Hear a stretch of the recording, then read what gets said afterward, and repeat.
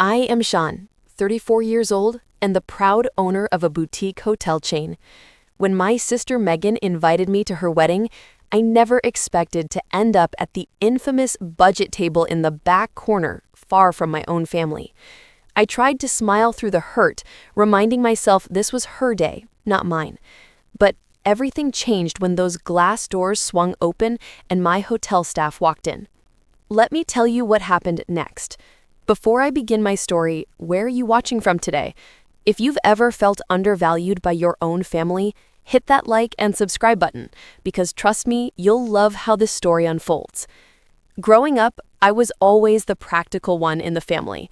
While my sister Megan excelled academically and brought home perfect report cards, I was busy selling homemade jewelry to classmates and running lemonade stands that actually turned profits. My parents never fully understood my entrepreneurial spirit. Both professors at the local university, they believed success meant degrees and publications, not profit margins and business plans. By the time I turned 25, I had saved enough from various jobs to put a down payment on a small, struggling bed and breakfast on the outskirts of Asheville. Everyone thought I was crazy for leaving my stable marketing job to pursue this dream. My father called it a foolish gamble. My mother gently suggested I reconsider and perhaps pursue an MBA instead. But I knew what I wanted. Those first years were brutal. I worked reception, cleaned rooms, cooked breakfast, and handled maintenance issues, all while learning the business side. Slowly, that rundown 12-room property transformed into Wildflower Inn, a charming destination that began attracting travel bloggers and weekend tourists from across the East Coast. Within 5 years, I had expanded to 3 properties, each with its own unique charm but the same dedication to personalized service. What began as a desperate gamble had grown into the Wildflower Collection, a successful boutique hotel chain with 48 employees and rising recognition in the hospitality industry. Throughout this journey, my relationship with my family remained complicated. My parents acknowledged that my business was surviving, but always with the undertone that it was just a phase before I pursued something more substantial. Megan and I grew increasingly distant as she completed her doctorate in biochemistry and began working at a prestigious research institution. Our conversations became surface-level exchanges during holidays, neither of us truly understanding the other's world. So, when the embossed wedding invitation arrived in my mailbox, I felt a complicated mix of emotions. Megan was marrying Thomas Preston, whose family owned a series of investment firms across the Southeast. The ceremony would be held at Alpine Ridge Resort, one of the most exclusive venues in the Blue Ridge Mountains. The invitation specified black tie attire and detailed a weekend of festivities leading up to the main event. I immediately called Megan, genuinely happy for her, but also surprised I was only now hearing about this engagement. "Congratulations! Why didn't I know you were even dating someone this serious?" I asked, trying to keep my tone light. Megan laughed, though it sounded slightly strained. "Well, you know how busy we both are. Thomas and I have been together for about 2 years now. His family is helping with most of the wedding planning, since they have connections everywhere." 2 years? Wow, I had no idea. Tell me about him. As Megan described Thomas's prestigious education and his position in his family's company, I noticed she never once asked about my life or business. When I tried to share the news about the industry award my flagship property had recently won, she quickly redirected the conversation to wedding details. "That sounds nice. So, anyway, the rehearsal dinner will be Friday evening, and you should plan to arrive by 3 to get settled. Thomas's family is very punctual." I pushed aside my disappointment and focused on being supportive. "Of course. Is there anything I can help with for the wedding?" There was a slight pause. "Actually, everything is already handled by the wedding planner. The Prestons insisted on using their regular event coordinator, but thanks for offering." By the end of the call, it was clear I was merely a guest at this wedding, not an involved sister of the bride.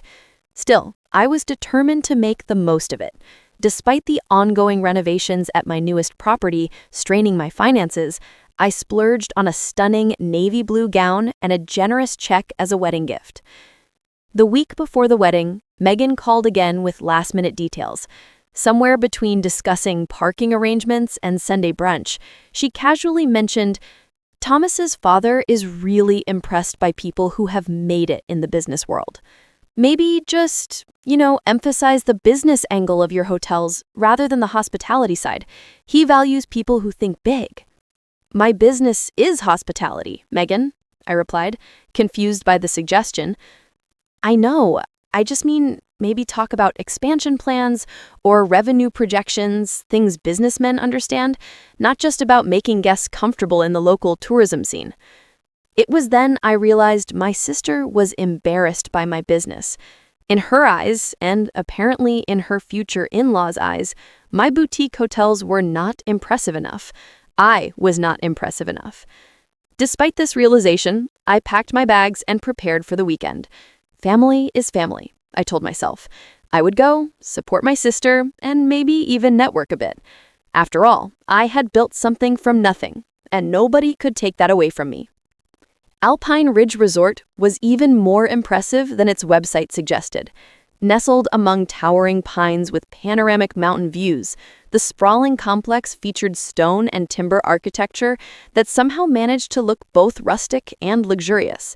As I pulled up to the valet in my practical 5-year-old Subaru, I became acutely aware of the Jaguars and Mercedes surrounding me.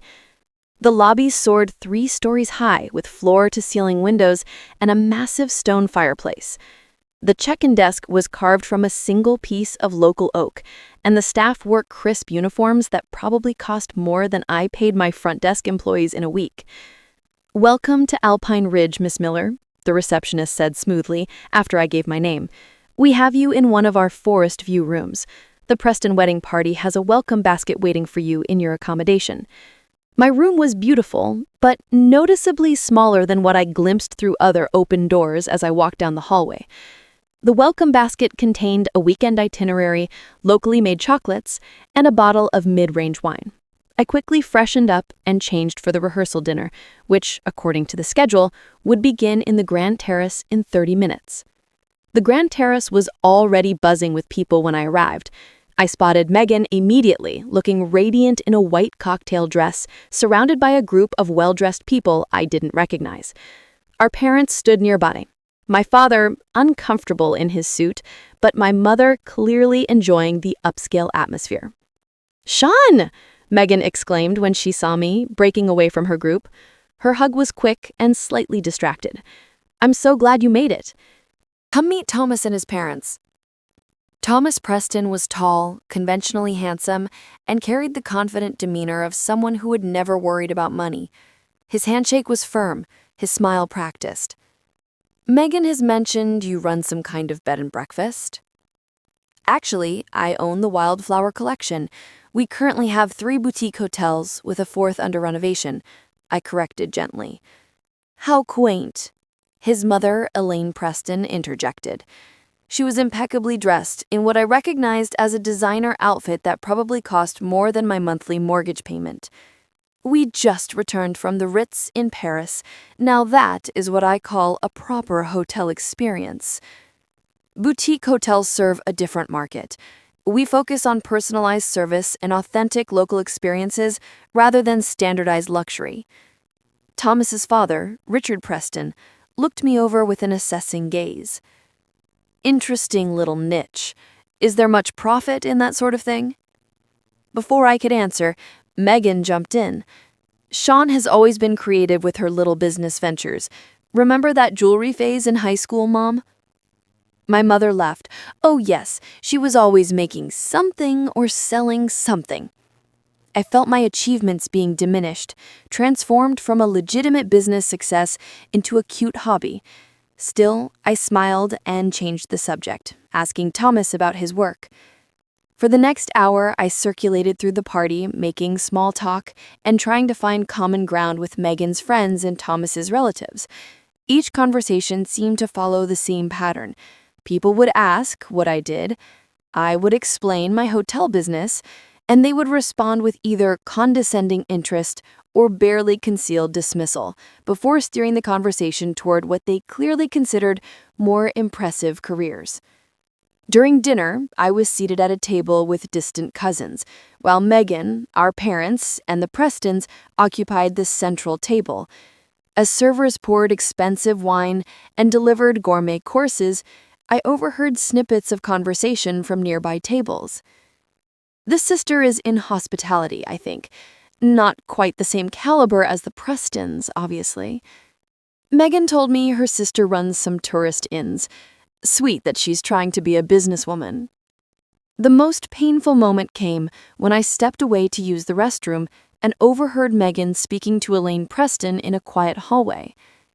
I apologize for my sister's small business talk. She means well, but she doesn't quite understand the level of success your family is accustomed to discussing. No need to apologize, dear. Not everyone in a family can be equally accomplished. Thomas mentions your research work is quite promising. I slipped back to my table without them noticing, a knot forming in my stomach. The evening continued with speeches about the couple, none of which mentioned me, though there were several references to Megan's parents and their academic backgrounds. As the night wound down, the wedding coordinator, a sharp-featured woman named Veronica, approached me with a clipboard. "So, you're the sister of the bride? Just to confirm, you will not be part of the formal wedding party, correct?" "That's right," I answered, surprised by the question. Megan hadn't asked me to be a bridesmaid, which had hurt, but which I had accepted given our distant relationship. "Perfect. Just checking since you're not on my processional list. The bride mentioned you would be handling your own preparations tomorrow." Even the wedding coordinator seemed intent on emphasizing my outsider status. I returned to my room that night, questioning why I had come at all. As I lay in the unfamiliar bed, I scrolled through emails on my phone, finding comfort in updates from my hotel managers. At least in that world, my work had value. My achievements meant something. I considered leaving early, making an excuse about a business emergency. But family is family. I reminded myself again. I would stay for Megan.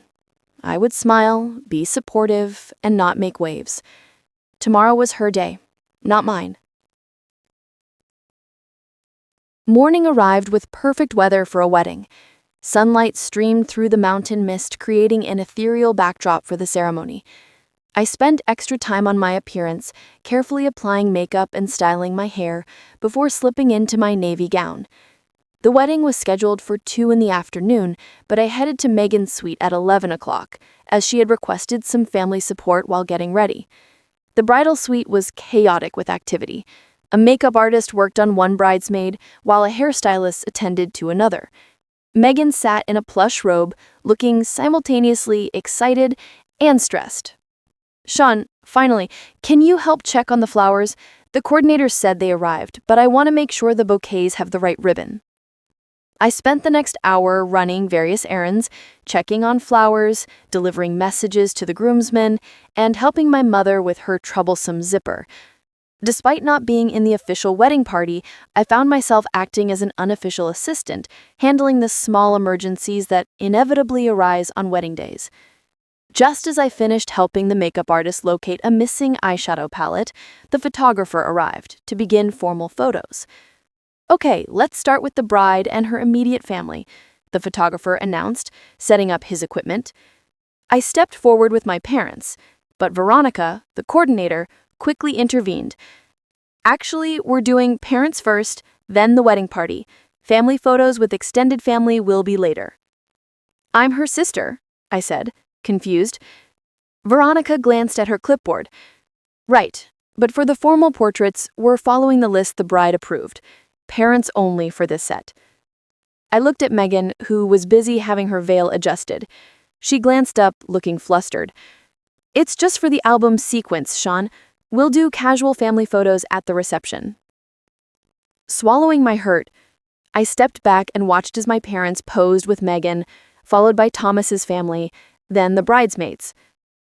No casual family photos materialized before it was time for the ceremony. The wedding itself was undeniably beautiful. The resort had arranged elegant rows of white chairs on their manicured lawn, with the misty mountains providing a stunning natural backdrop. An arch of white roses and greenery marked the altar space, and string musicians played softly as guests were seated. I found myself directed to a seat in the middle rows, not with the family at the front. As Megan walked down the aisle on our father's arm, radiant in her designer gown, I felt a genuine swell of happiness for her despite everything. Whatever our differences, she was my sister, and she deserved this joy. The ceremony was brief but touching. The couple had written their own vows, and I found myself blinking back unexpected tears as they pledged their lives to each other. In that moment, the slights and oversights of the weekend faded away. This was why I had come, after all. After the ceremony, guests were directed to a cocktail hour on the resort's lower terrace, while the wedding party took more photos. I mingled awkwardly, recognizing few people, and finding most engrossed in their existing social circles. Eventually, servers began guiding everyone toward the grand ballroom for the reception. At the entrance stood an elegant display of escort cards on a bed of white rose petals. I located the card with my name and read, Table 19. Looking at the ballroom layout displayed nearby, I realized, with a sinking feeling, that Table 19 was in the far back corner, practically adjacent to the kitchen doors. When I entered the ballroom, my suspicions were confirmed. The head table stood on a slight platform at the front, surrounded by tables numbered 1 through 8 that seated the Prestons' friends and business associates. Tables 9 through 14 contained Thomas's extended family. Tables 15 through 18 held my parents and our closer relatives. And then there was Table 19, so far removed from the central action of the reception that it felt like being in a different event entirely. As I approached, I saw my table mates were an eclectic mix: a distant cousin of Thomas whom no one had spoken to in years, a college friend of Megan's who had shown up without RSVPing, an elderly great-aunt who was hard of hearing, and 2+1s who looked as uncomfortable as I felt. "You must be the sister," the elderly aunt said loudly as I took my seat. "Bit strange they put you back here with us misfits, isn't it?" I forced a smile. I was sure it was simply a matter of fitting everyone in. As servers delivered the first course, I noticed a group of Megan's graduate school friends being seated at Table 15, much closer to the action. My parents were at Table 10, integrated into the Preston family circle. The message could not have been clearer. I was an afterthought at my own sister's wedding. My suspicions were painfully confirmed when I went to the bar for a much-needed glass of wine and overheard a conversation between Megan and one of her bridesmaids near the ladies' room. "Why did you put your sister all the way back there?" the bridesmaid asked. Megan sighed. Thomas's mom handled the seating chart. She grouped people based on, well, similar backgrounds and such. Table 19 is kind of the budget table. People who had to be invited but don't really fit anywhere else. The budget table. The words stung more than I wanted to admit. I slipped away before they could see me returning to my assigned place in the back corner. As I picked at my salad, I checked my phone and found several messages from Jackson, my manager at the flagship wildflower property. "Need to speak with you when possible. VIP group checking in, asking specifically for the owner. They're insisting on meeting you personally. Very high profile. Call when you can, important opportunity." I excused myself and stepped into the hallway to return the call. "Jackson, what is going on? Who is this VIP?" "Sean, you are not going to believe this. Richard Johnson and his executive team from Johnson Hotel Group are here.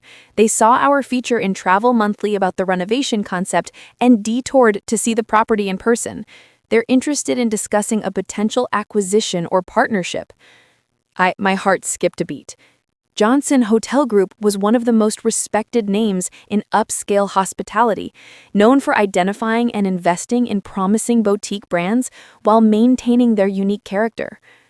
Are you serious? Johnson himself is there in the flesh? They love what they've seen so far and want to meet the owner. I told them you were at a family wedding but would be available tomorrow. But Sean, they specifically asked if there was any way to connect today. Apparently, they're on a tight schedule. I glanced back at the reception through the doorway. At the front, Thomas's father was beginning a toast, gesturing grandly as he spoke about successful families coming together. My table in the back was so far removed that his words were barely audible. "Give me 30 minutes," I decided suddenly. "I need to make arrangements, but tell them I will connect today." After ending the call, I stood in the hallway considering my options. I could leave the wedding early, drive the 2 hours back to my hotel, and meet the Johnson team in person. But that would mean giving up completely on connecting with my family this weekend. Or I could stay and find another solution. Making my decision, I called Jackson back. Here is what we are going to do. As Thomas's father finished his toast about merging two dynasties, I settled back at table 19 with a fresh perspective. The Johnson Hotel Group's interest changed everything. After 4 years of building my brand from nothing, one of the most respected names in the industry wanted to discuss partnership. They had recognized the value in what I had created, even if my own family had not.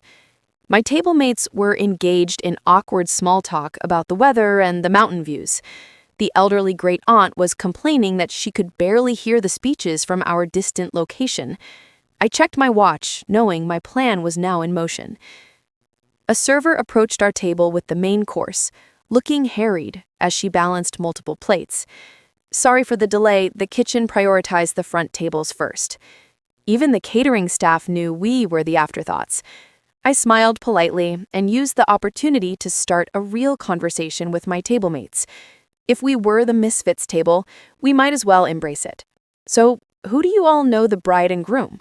I asked, genuinely curious about who else had been relegated to the back corner. The stories that emerged were fascinating. The elderly aunt had once loaned Thomas's father money to start his first business, a fact the Prestons apparently preferred to forget.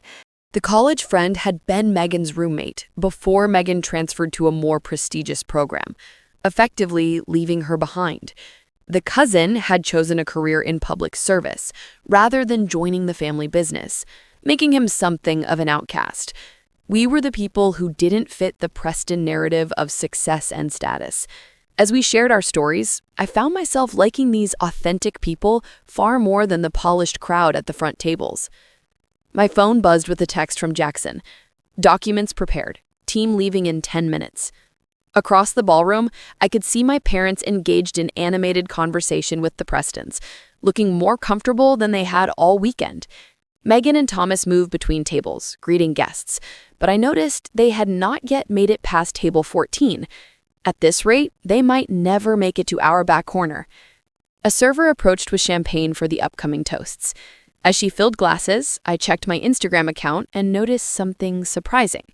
The post my marketing director had made yesterday about our recent service award had gone viral in the hospitality community. Industry leaders were commenting and sharing, including several tags to the Johnson Hotel Group. No wonder they had shown up unannounced. My little hobby business had caught the attention of one of the biggest names in luxury hospitality. Just as the best man rose to begin his toast, my phone rang. Excusing myself once again, I stepped into the hallway to take the call. "Miss Meller, this is Richard Johnson of Johnson Hotel Group." "Mr. Johnson, it is an honor. I understand you are visiting my flagship property." "Indeed, and I must say I am impressed. Your renovation concept perfectly aligns with where we see the boutique luxury market heading. Your manager mentioned you are at a family event." "My sister's wedding," I confirmed. "I apologize for the intrusion, but we are on a tight schedule. We are prepared to discuss preliminary terms for a potential partnership that would maintain your creative control while providing capital for accelerated expansion. My team has prepared some initial paperwork. Would it be possible to review this with you before we depart for New York tomorrow?" The opportunity was too important to miss. 4 years of 18-hour days, maxed out credit cards, and relentless dedication had led to this moment. "Actually, Mr. Johnson, I have arranged for my executive team to bring the necessary materials to me. They should be arriving shortly, and we can discuss terms via conference call while they are here." "Excellent. I look forward to connecting later today." As I ended the call, I noticed Veronica, the wedding coordinator, giving me a disapproving look for being on the phone during the reception. I smiled sweetly and returned to my table, where the best man's toast was wrapping up to appreciative laughter from the front of the room. The next 30 minutes passed slowly. I watched as Megan and Thomas cut their wedding cake, beautiful and towering, with fondant flowers cascading down its 6 tiers. Servers distributed slices, once again starting from the front tables. By the time our table was served, the couple had already moved on to their first dance. Then, just as the father-daughter dance concluded, I noticed a commotion at the ballroom entrance. 4 people in crisp black suits with subtle Wildflower Collection logos had arrived, carrying leather portfolios and moving with professional purpose. The maitre d' intercepted them immediately, his expression shifting from initial dismissal to sudden alertness. I couldn't hear the exchange, but his body language changed dramatically when one of my team members showed him something on a tablet. The maitre d' scanned the room urgently, his eyes finally landing on table 19. He rushed over, nearly knocking over a floral arrangement in his haste. "Miss Miller," he said breathlessly, loud enough for nearby tables to hear. "I sincerely apologize. We had no idea the owner of the Wildflower Collection was attending as a guest. Your team has arrived with urgent business matters. Shall I prepare the private dining room for your meeting?" All conversations at nearby tables suddenly stopped. Heads turned in our direction. "That would be perfect. Thank you," I replied calmly, though my heart was racing. As I stood, I noticed Thomas's parents staring in obvious confusion. His father whispered something to a server who hurried to the maitre d' and then rushed back, clearly sharing information about who I was. My professional team approached with the polished confidence I had worked hard to instill as our brand standard. "Miss Miller, we have the Johnson Group partnership documents for your review. Mr. Johnson is available for video conference at your convenience to discuss the 8-figure acquisition offer." The words 8-figure acquisition offer seemed to echo through the suddenly silent section of the ballroom. I glanced toward the head table and saw Megan frozen in place, her face as white as her dress. The private dining room was quickly transformed into an impromptu meeting space. The maitre d' personally supervised as servers brought in fresh water, coffee, and a selection of desserts from the reception. My team set up a laptop for the video conference while I reviewed the preliminary documents they had brought. Through the glass doors, I noticed curious guests stealing glances in our direction. The Prestons were locked in an intense conversation with the wedding coordinator, who kept casting flustered looks toward me. My marketing director, Alicia, gave me a quick briefing. The Johnson team was extremely impressed with our occupancy rates and guest satisfaction scores. They specifically highlighted our sustainable renovation approach as aligning with their future vision. The initial offer was for $12 million, with retention of creative control and capital for accelerated expansion. Before I could fully process this information, there was a knock at the door. The maitre d' entered, looking both impressed and uneasy. "Miss Miller, the father of the groom would like a moment of your time, if possible." I nodded, and Richard Preston entered, his commanding presence filling the room. He looked at my assembled team with new interest before turning to me. "I seem to have made an embarrassing error of judgment. Thomas mentioned his sister-in-law owns some properties, but I had no idea we were talking about the Wildflower Collection. Your Asheville property was featured in Business Travel last month, was it not?" "Yes, after our sustainability initiative won the Industry Innovation Award." He nodded thoughtfully. "Johnson Group has excellent market instincts. If they are interested, you must be doing something right. Perhaps we could discuss potential synergies with some of my investment portfolio over brunch tomorrow." The transformation was remarkable. Gone was the dismissive attitude, replaced by calculated interest now that he realized I might hold business value for him. "I appreciate the interest, Mr. Preston, but my schedule tomorrow will depend on how today's negotiations proceed. Now, if you'll excuse me, I need to prepare for my video conference." As he left, I heard a commotion outside. Through the glass, I could see Megan arguing with her new mother-in-law, gesturing repeatedly toward the private dining room.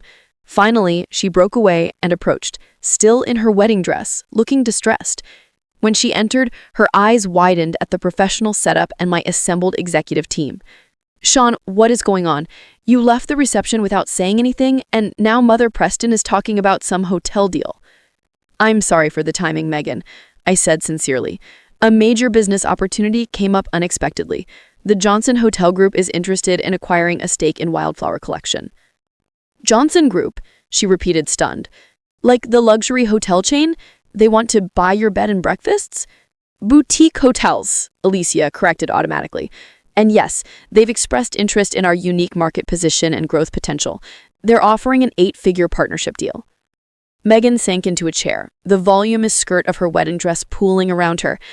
8 figures, as in millions? I nodded, feeling a complex mix of pride and sadness that this was what it took for my sister to finally see my success. But you never said. I thought it was just a small local business. It started that way, but we've grown considerably over the past 4 years. We now employ 48 people across 3 properties, with a 4th under renovation. The conversation was interrupted as the Metrogyve returned, this time accompanied by Thomas and both sets of parents. They entered with the awkward energy of people who knew they were intruding, but felt entitled to do so anyway.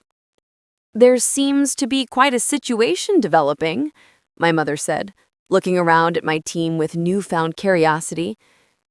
"The Prestons tell us you're in some sort of business negotiation," my father added. "Johnson Group is offering to acquire a significant stake in Sean's hotel chain," Thomas explained quickly, clearly briefed by his father. "Apparently, it's quite successful." The look of surprise on my parents' faces made it clear that despite years of Christmas dinner updates and email newsletters about my business milestones, they had never truly understood what I had built. "Is this true?" my father asked directly. "Yes," I confirmed simply. "They're interested in partnering to expand Wildflower Collection nationally while maintaining our brand identity and my creative direction." Elaine Preston stepped forward, her entire demeanor transformed. "Well, this is wonderful news. Though perhaps we should continue the celebration at the reception. I'm sure we can find more suitable seating arrangements." The implication was unmistakable. Now that I had proven my worth in financial terms, I was suddenly deemed deserving of better treatment. Before I could respond, my legal director intervened smoothly.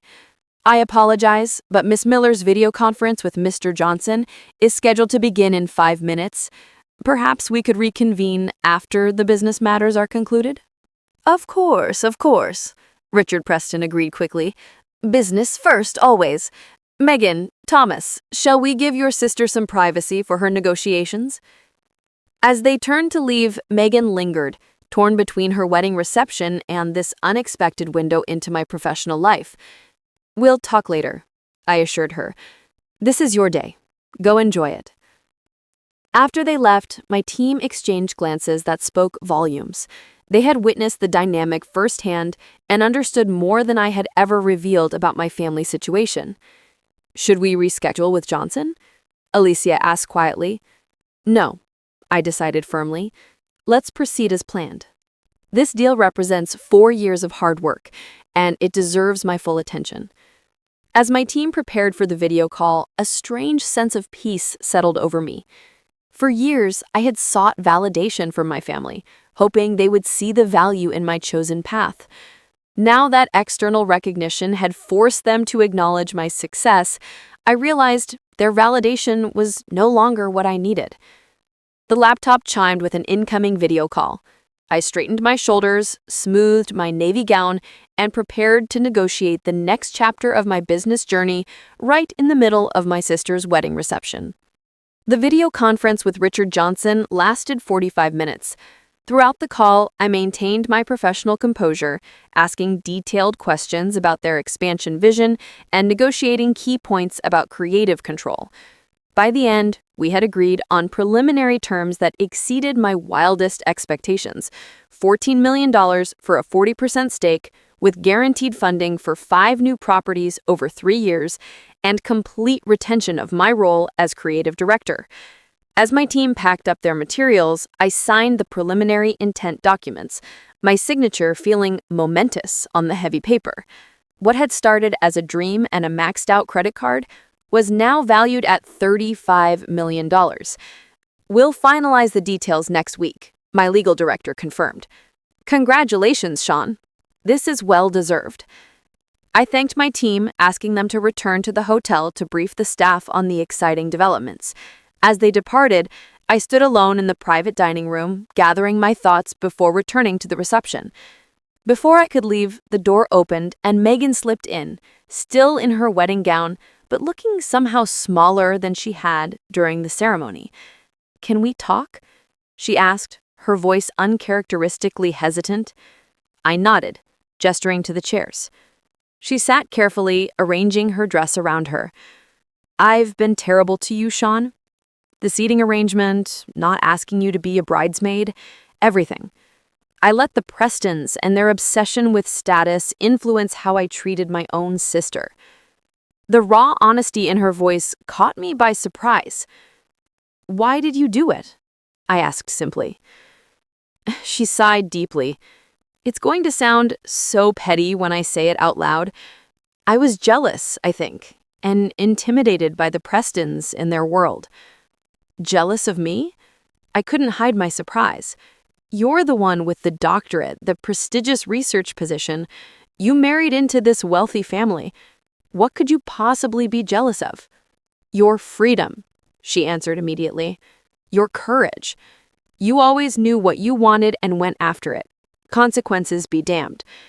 Do you know how many nights I've lain awake wondering if I chose my career because I loved it or because it was what everyone expected of me? I had never considered this perspective. In my mind, Megan had always been the golden child, the one who effortlessly met our parents' expectations. I had always thought you had it all figured out, I admitted. I was going through the motions. Excellence was expected, so I delivered it. But you, she gestured toward the signed documents on the table, you built something from nothing because you were passionate about it. And now look what you've created. When Thomas's father came back to the reception, talking about millions of dollars and a national hotel group, I realized I'd been dismissing your achievements without ever really understanding them. Tears welled in her eyes, threatening her carefully applied makeup. And the worst part is I knew better. I knew you were working incredibly hard. I just never took the time to see what you were building. It was easier to file you away as my impractical sister with her little ins than to acknowledge that you might be succeeding on your own terms. Her honesty broke something open between us, creating space for my own truth. It hurt being seated at the back, I admitted quietly. Hearing you call it the budget table hurt even more. Megan winced. God, I can't believe you heard that. I was just trying to fit in with Thomas's world. His mother made the seating chart and I didn't challenge it because I was so worried about making a good impression. It was cowardly and cruel and I'm truly sorry. Just then, there was another knock at the door. Thomas entered, looking concerned. Everything okay in here? Seeing Megan's tears, he quickly came to her side. What's wrong? I'm just apologizing to my sister for being a terrible person, Megan said with a watery laugh. Thomas looked at me solemnly. I owe you an apology too. I should have pushed back when my parents made assumptions about you and your business. The truth is, I barely paid attention when Megan mentioned what you did. That was my loss, and I'm sorry. His sincerity seemed genuine. I nodded, accepting his apology. My parents can be... He hesitated, searching for the right word. Status conscious? I suggested. He laughed. That's putting it kindly. But they're not bad people, just products of their environment, and they're thoroughly impressed now for what it's worth. Not much, I admitted honestly. I didn't build my business to impress anyone. Which is probably why it's impressive, he observed thoughtfully. Look, I know this is awkward timing, but would you consider coming back to the reception? Not because of the Johnson deal, but because you're Megan's sister and an important part of this day. Megan looked at me hopefully. Please, I know I don't deserve it, but I'd really like my sister there for the rest of my wedding. The sincerity in her voice reached me. Despite everything, she was still my sister, and this was still her wedding day. Of course, I'll come back, I agreed. As we prepared to return to the reception, my parents appeared at the door, looking uncertain. There you all are. We were wondering what was happening. My father stepped forward, uncharacteristically emotional. Sean, I need to say something. I've never understood your business. Hotels, hospitality, it all seemed so intangible to me. I like things I can measure and quantify.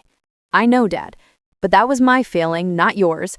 I was afraid to show interest because I didn't want to reveal how little I understood what you were building.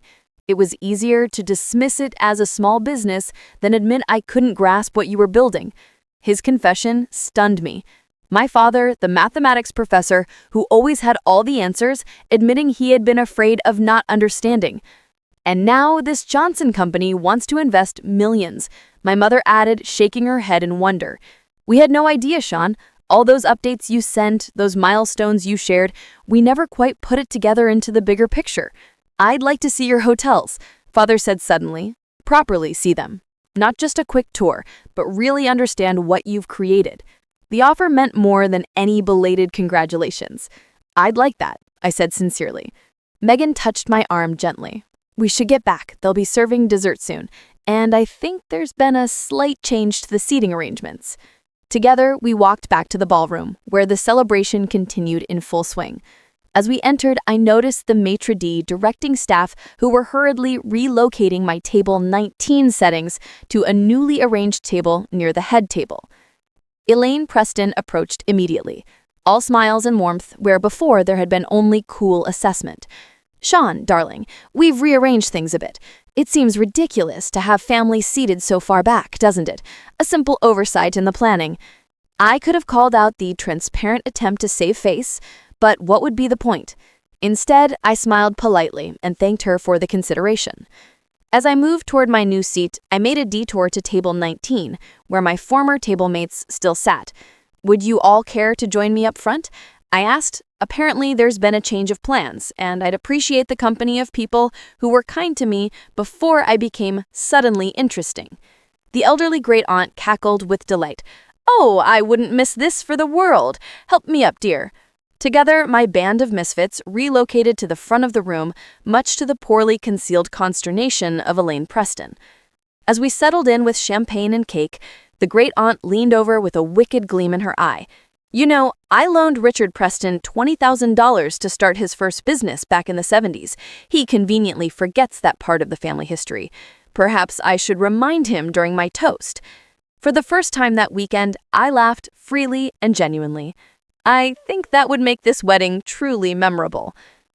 6 months after Megan's wedding, I stood in the lobby of the newest wildflower property, surveying the final touches before our grand opening.